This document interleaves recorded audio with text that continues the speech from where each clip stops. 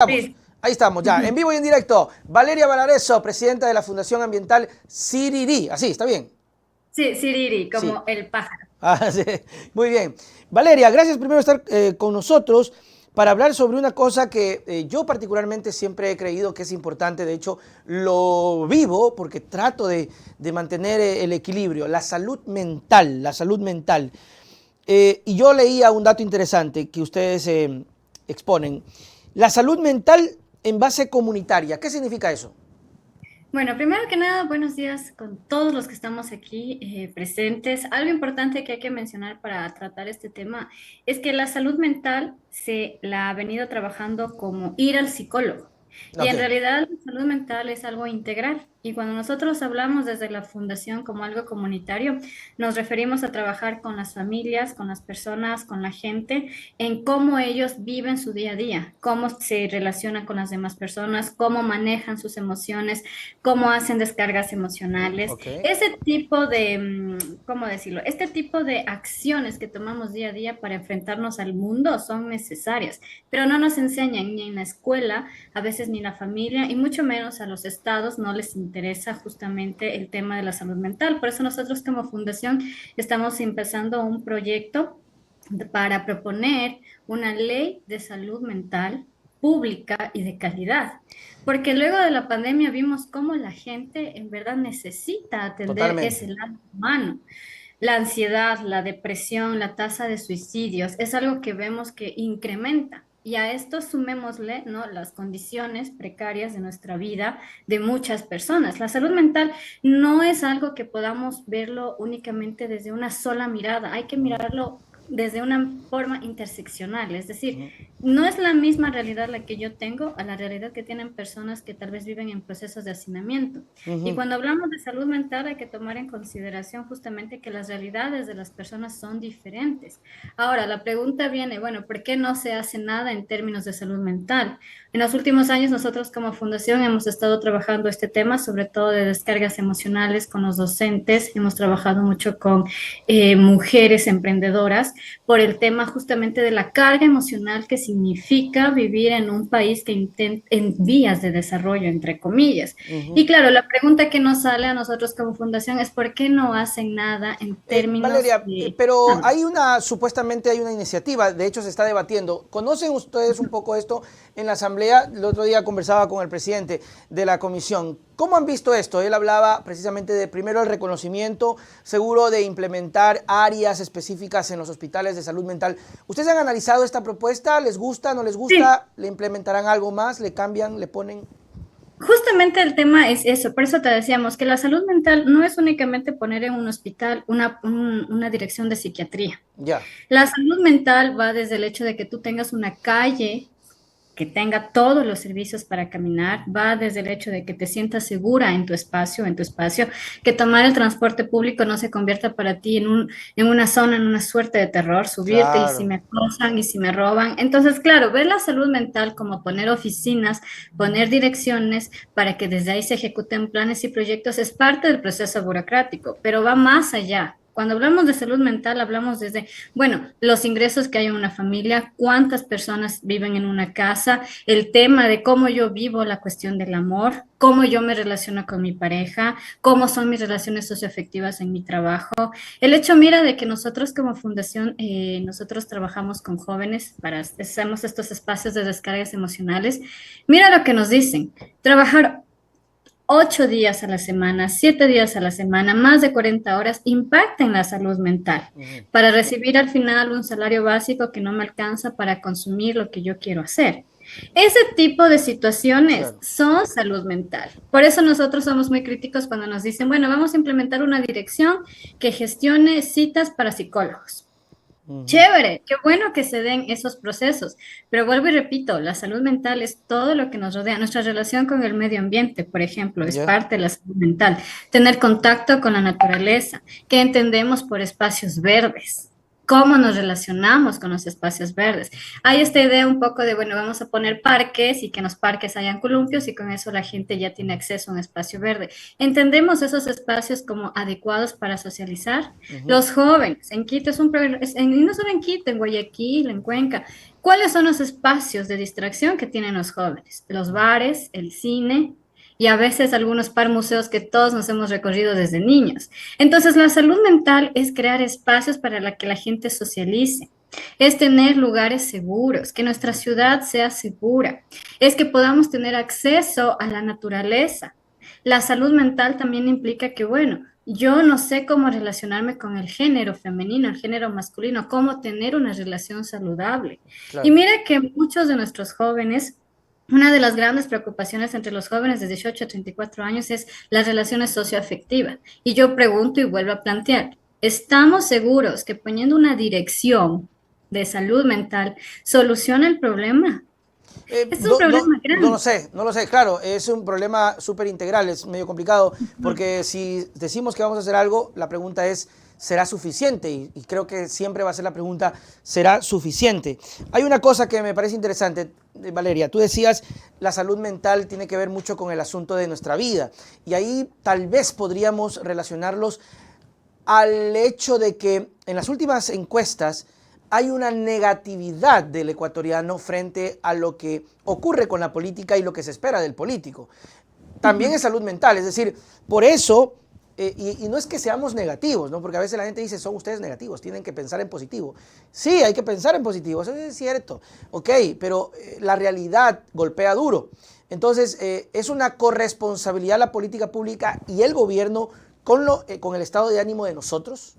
Sí, totalmente. Mira, primero voy a hacer una crítica a esto de ser positivos. Dale. Mira, estos discursos que se van imponiendo desde los medios de comunicación, estas grandes ideas que vienen a veces desde Occidente de ser positivo, el mindfulness, de ser felices, muchas veces ocultan verdaderas situaciones emocionales. Ujú. Entonces, hay que tener cuidado con este tipo de discursos de ser positivos, porque nos llevan a un proceso de individualización.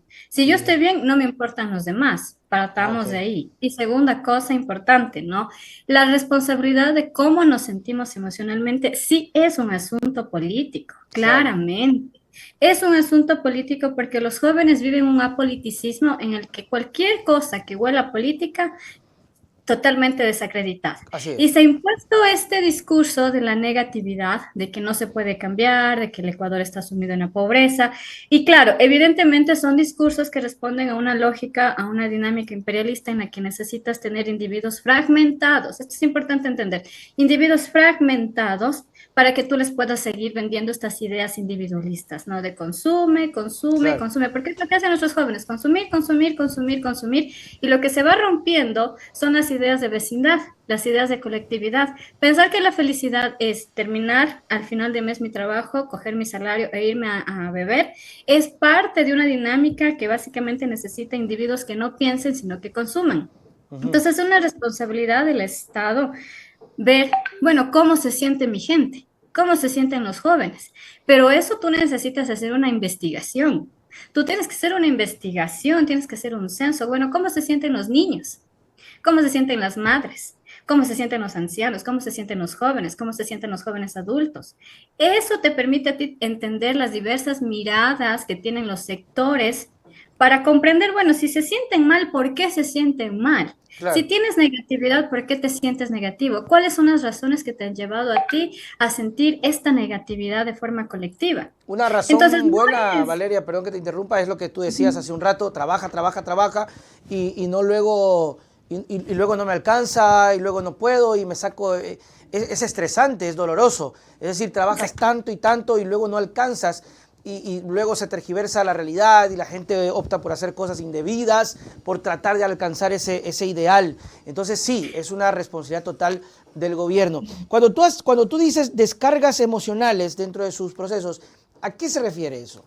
Perfecto, gracias por la pregunta. Mira, cuando tú estás en tu trabajo, pasas 8 horas al día con un grupo de personas con las que te vas a llevar bien, con las que tendrás dificultades y tú debes mantener las buenas relaciones en el trabajo. Entonces eso implica un gran esfuerzo emocional para autocontrolarte. Ahora, ese esfuerzo emocional que tú haces para mantener las relaciones hasta cierto punto en paz implica un ejercicio mental, un ejercicio Ujú. espiritual, un ejercicio psicológico. Eso es un desgaste energético. A veces tienes que sonreírle a la gente que no te agrada por mantener buenas relaciones. Créeme, eso lo tratamos mucho en las terapias. Y al final, ¿qué pasa con esa persona que ha tenido que hacer este ejercicio? Se cansa. Y el agotamiento mental y el agotamiento emocional en algún lado lo tienes que descargar. ¿Qué Ujú. sucede? Llegas a tu casa y lo descargas en tu casa. Esa frustración que tú tienes, ese enojo, esa molestia, lo descargas en tu casa. Ujú. Entonces, mira cómo se va conectando la violencia intrafamiliar con la salud mental. Porque llega la mujer, llega el esposo, el papá, llegan los hijos del trabajo, cansados, agotados. ¿Dónde lo descargas? En tu entorno más familiar, de más confianza. Y eso genera un cierto grado de problemas al interior de la familia. Entonces, cuando nosotros hablamos que es necesario abordar la salud mental en todos los espacios, desde la forma en la que tú socializas al interior de tu familia, cómo te llevas con tus compañeros de trabajo, estamos hablando ya de un proceso macro. Y si lo vemos y si hilamos fino, hablamos ya de cambiar, hablamos de un nuevo modelo de desarrollo que repiense las relaciones humanas como el centro de todo. Si yo no estoy Ujú. bien, si yo estoy triste, no voy a producir. Voy a Totalmente. estar pensando en mi tristeza y la producción que haga tal vez esté mal. Ahora, en términos académicos, si yo soy un académico y estoy deprimido, tampoco voy a producir. La depresión es real. La Claro, depresión claro. genera suicidios. La ansiedad te genera ataques de pánico. Ahí volvemos a preguntar, ¿es suficiente crear direcciones? ¿Es suficiente con burocracia para atender? ¿O hay que repensar el modelo de desarrollo que nosotros, entre comillas, estamos viviendo? Claro, pero tienen que haber profesionales que atiendan esto, me imagino. Y aquí hay una pregunta que me parece también interesante, y es cierto, y también ahonda un poco también en el tema de la frustración, que terminan siendo muy caros los tratamientos. Dice acá, Gracias por la te dice, pregunta. Exacto. carísimo, dice acá, me estreso de saber que tengo que pagar tanto y ya no voy. Gracias por esa pregunta. Y justamente por eso es que muchas fundaciones como la nuestra estamos creando estos espacios de descargas y contención emocional y tenemos alianzas con algunos centros psiquiátricos y psicológicos. ¿Por qué? Porque $40 pagarte una sesión. Imagínate que tú haciendo cálculos, ¿no? Si tú tomas 2 veces a la semana terapia, la terapia te 80. cuesta $40, 80. Sí. Y eso a la semana son casi $120. Imagínate lo que es. Y hay gente que gana el básico. Entonces, ahí viene la pregunta. ¿Es Ujú. un tema de Estado la salud mental? Por supuesto que Claro lo que sí, es. tiene que ser. Totalmente. Y por eso vuelvo y digo, no es una cosa de poner más burocracia y poner direcciones que se encarguen de articular proyectos o procesos. Hay que apuntarle, bueno, repensar. ¿Es necesario trabajar 8 horas al día? Hay países que le han bajado a 6 horas al día. Bueno, eso ahí Mira, entra en una discusión, ahí es donde viene también el tema de la política, porque viene el asunto laboral, el asunto de los reglamentos, el asunto de la flexibilización, la oposición del sindicato, bueno, hay muchas cosas, pero sí, o sea, yo estoy de exactamente. acuerdo en que en que se debe buscar la forma de, sin alterar los derechos, porque si no estamos, ahí sí nos volvemos locos. Exactamente, no, y justamente, y son estas preguntas que pueden llegar a incomodar, lo que a ti te tiene que llevar a un diálogo y pensar, a ver, ¿qué estamos entendiendo como salud mental? ¿Quiénes son los que deben atenderlo? Mira, los psicólogos son profesionales que cobran por lo que saben y lo que han aprendido a hacer, pero ahora no todos los sectores tienen la capacidad monetaria de pagarse 200, $150 al mes en terapia. A Claro, eso súmale que en una familia no solo va uno, van varios a terapia. claro. Entonces, en este caso, tú te planteas como sociedad civil, bueno, si el Estado no lo hace, nosotros como sociedad civil tenemos que organizarnos y tenemos que hacer, mira, y este es un punto importante cuando hablamos de la salud mental colectiva. Ya. Si no lo hace el Estado, lo tenemos que hacer nosotros, como sociedad civil, ¿Cómo como lo ciudadanos. haríamos? Organicémonos, organicémonos, creemos movimientos, creemos fundaciones, hagamos redes, tratemos de crear redes de soporte emocional, que es lo que hacemos con la fundación. Bueno, hagamos espacios de descarga. Nosotros no cobramos nada porque sabemos que es caro, sabemos que es duro para mucha gente. Pero Identificamos cuáles son Valeria, los pero sectores ustedes más no cobran, pero ¿cómo vulnerables. sobreviven ustedes? Porque tampoco pueden, si, no, no, Claro. es que este es un punto importante y eso es una lucha que tenemos nosotros como medio de comunicación, no sé si decirlo independiente, pero que estamos en otro modelo de negocio, que yo vivo de los aportes y de la gente que nos colabora y de la entrada que vende y de la publicidad nativa. Y a veces la gente dice, no, no deberías cobrar. Y yo digo, pero ¿y cómo vivo? ¿Cómo vivo? ¿Y Exacto. ustedes cómo viven? Tienen que De financiarse. los aportes. Ok. Nosotros también vivimos de los aportes y lo que como fundaciones podemos recaudar. De hecho, justamente vamos a empezar una campaña para solicitar aportes porque como tú lo dices, Ujú. no se trata, este tema justamente entra en esta discrepancia con estas dinámicas mercantilistas, ¿no? Ya. Bueno, si tú vas a hacer algo como fundación, no cobres, pero también tiene la gente que Claro, hay que trabaja en la vivir, fundación pues. que comer, hay que Ujú, vivir. ujú. Y son estas contradicciones los que a nosotros como jóvenes nos tiene que llevar a generar nuevas formas de organización social. Bueno, no vamos a cobrar los $50 que cuesta una sesión, pero al menos con la colaboración voluntaria que lo hagan, se puede salir, se Ujú. puede sacar. Y Ok, hay que buscar publicidad, hay que buscar otros sectores que alimenten a las así es. fundaciones. Y esto es algo importante porque de cierta manera, no solo nosotros, hay muchas fundaciones que hacen esto y sobreviven como pueden. Ok. No todas son las grandes fundaciones ONGs que pues por ahí a veces sí tienen sus proyectos, sus alianzas, pero por eso te digo, hay que organizarse, hay que hacer algo. Claro. No, y es, bueno, lo que ustedes hacen es un gran paso. O sea, tener su fundación ya es, ¿dónde los ubican? ¿Dónde los encuentran? ¿Cómo hace la gente si los quiere encontrar? Bueno, nosotros trabajamos a través mucho de redes sociales para que nos ubiquen. Nosotros tenemos nuestra página web, nuestro Facebook, nuestro Instagram y en mi TikTok, sobre todo, nosotros identificamos personas que necesiten ayuda, trabajamos mucho, nos escriben y hacemos vía Zoom o a veces presencial, Ah, dependiendo del chévere. caso. Y ya cuando encontramos un caso muy serio, muy grave, ya lo remitimos con una fundación que trabajamos. Ustedes tienen ya esa pericia, Valeria, Ujú. de poder decir, aquí pasa algo. O sea, Sí. y ustedes incluso viendo publicaciones podrían determinarlo. Parece mentira, ¿ah? Pero Pero yo veo de mis amigos, ¿no? Y yo estoy viendo, sapeando las redes, y ya veo una publicación y digo, algo le pasa porque puso esto. exactamente. Y algo le pasa. Es inconsciente, pero nosotros como que queremos que el mundo sepa que me está pasando algo y inconscientemente, aunque decimos yo no necesito de nadie, queremos ayuda. Exactamente, mira, nosotros, bueno, tal vez debe ser la experiencia. Yo tengo 34 años de edad, entonces me veo más joven, pero en realidad la experiencia te va ayudando a Así es. identificar. Mira que yo soy profesora, entonces como docente tú identificas quién está más mal que otra persona, en palabras muy pequeñas. Hay gente que te manda señales de auxilio, incluso con su lenguaje corporal, y Ujú. tú puedes identificar esos casos. Y frente a esas realidades que pueden parecer individuos atomizados, hay que hacer algo, Total. ¿entiendes? Entonces, la Fundación Ambiental Siriri nace con una de las líneas de trabajo que es el tema ambiental, porque también trabajamos lo que son los puntos verdes. Y nosotras somos mujeres que lo que queremos es ayudar y servir.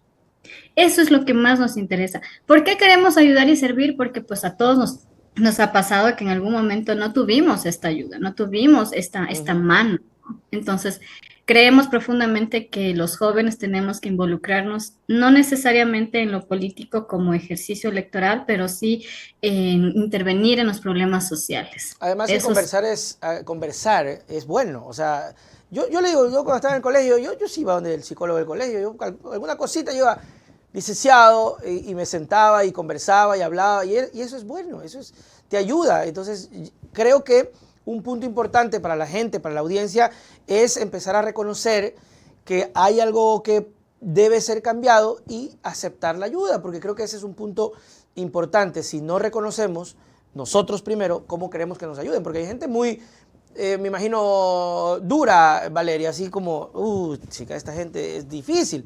¿Han encontrado casos así? ¿Cuál ha sido un caso duro que han tenido ustedes? A ver, bueno, una de las cosas que nos sucedió fue hace un tiempo atrás. Bueno, un joven me escribió por mi TikTok, me dijo que necesitaba ayuda, me describió el caso y le dije, claro, reunámonos ahorita por Zoom, conversemos para ver qué pasa.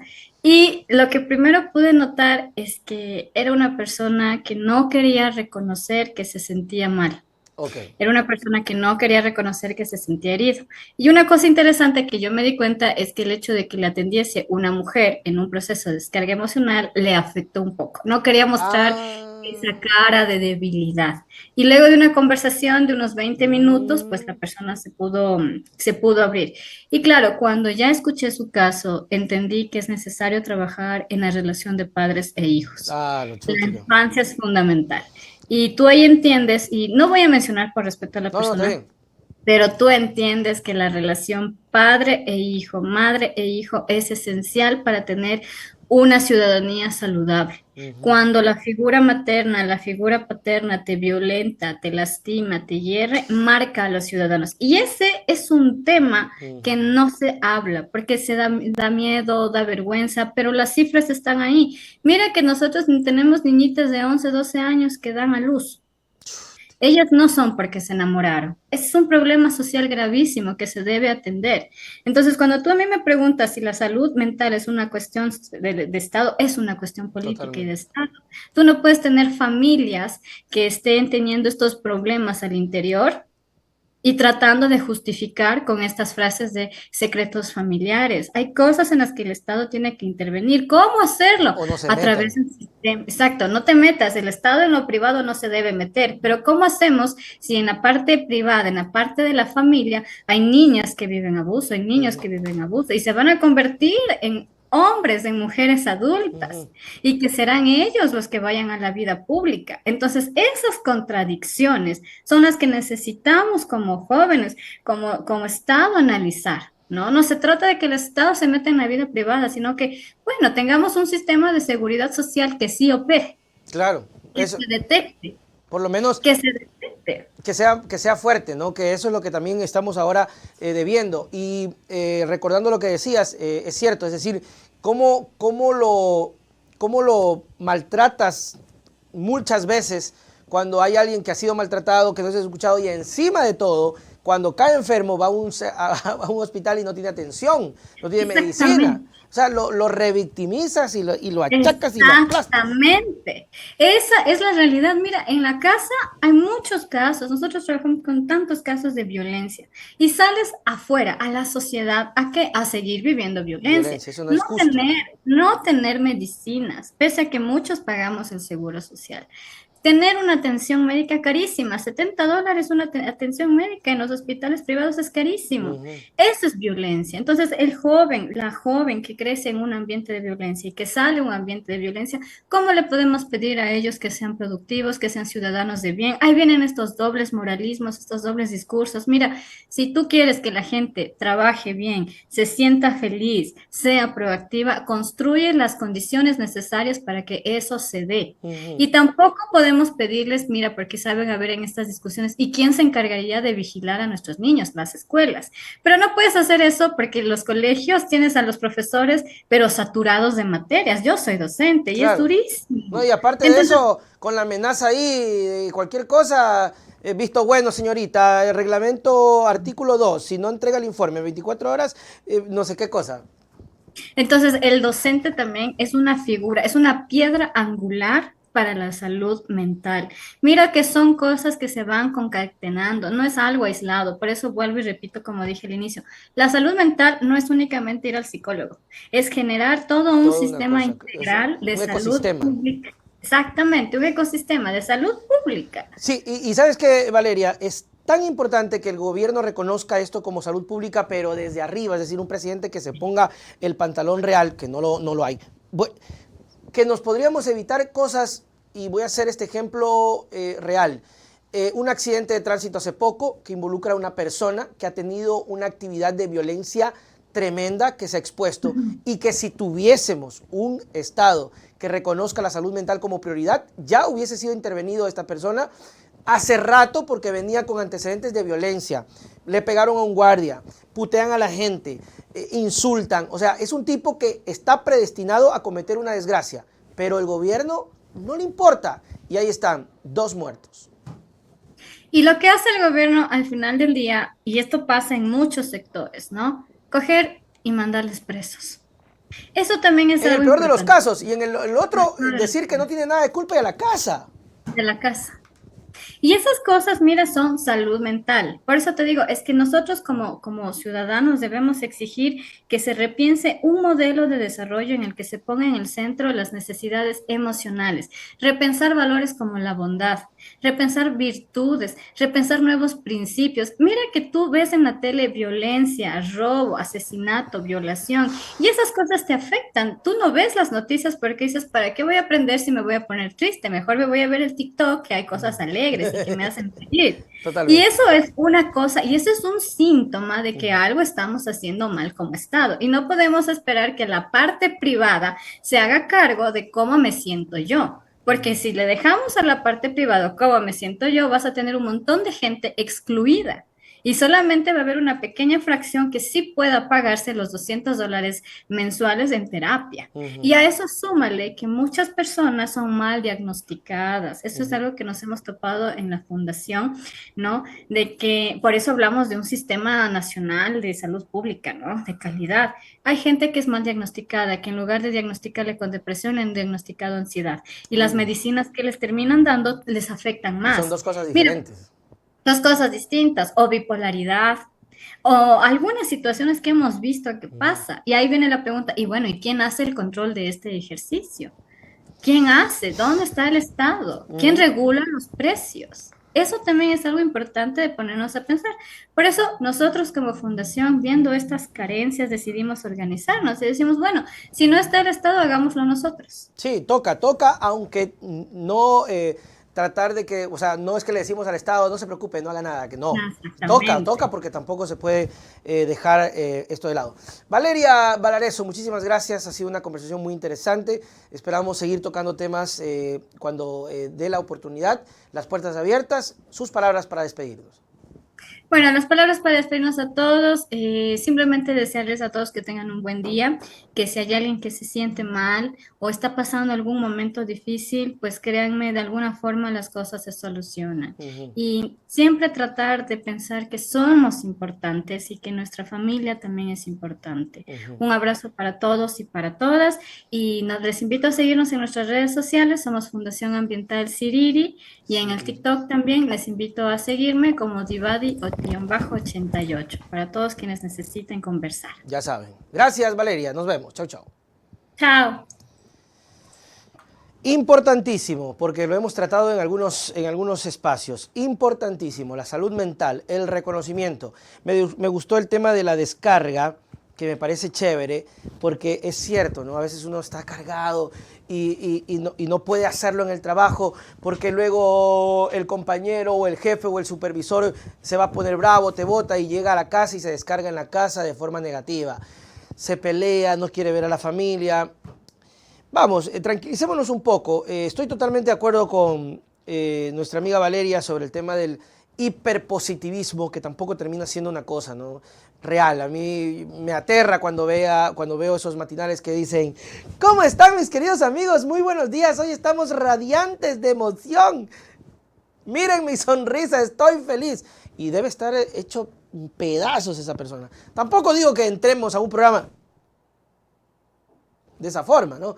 Pero al menos seamos sinceros, al menos cada vez que veo yo esos spots yo digo, no, ahí le pasa algo, o sea, uno no puede estar todo el día y bienvenidos a esta mi vida, color de rosa. Todos tenemos problemas, todos tenemos altos y bajos, hay que reconocerlos, hay que enfrentarlos, lo que no se tiene que hacer es estancarse y eso, o sea, vamos a caer todos los días. Decía siempre alguien, si algo me gusta de estas frases es que un vencedor no es el que nunca se cae, sino el que se cae y se levanta, se cae y se levanta, se cae y se levanta.